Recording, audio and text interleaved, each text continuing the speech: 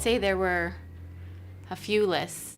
I went online, different websites. We look through name books individually, look on apps and choose different names. Yeah. The 50 top baby names. He made one giant list. Dinner conversation was, we were throwing different names around. But I actually didn't see one that I liked, so for some reason, I just picked Raiden. The kids did not like the name at all. I say, well, what about Bradley?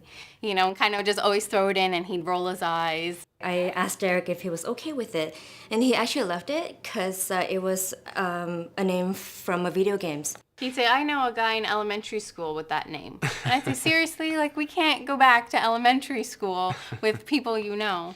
Vince. This one. Vince won. When he was born, Dave asked him if he liked Bradley, and he smiled. And then he asked him if he liked the other name, and he stuck his tongue out. So he technically picked his name.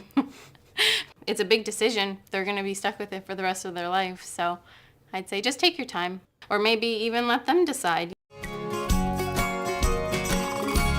Our nursery was not ready. I had an office, and now I don't have an office. My change table for the first 3 months with him was on our master bed.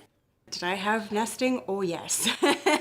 As the date came closer and closer, it escalated. I just always felt the urge to be organized. Did I have enough, sleepers and undershirts and blankets? And we have lots of blankets. I went online and printed out a few lists, so my doctor actually gave me a list, so I actually have like 3 or 5 lists.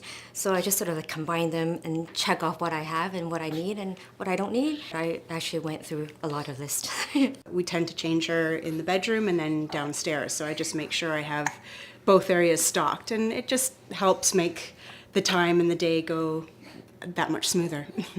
It hit home finally that we have a child arriving in the house. It's a big difference from the room being an office, but I guess it was just meant for him.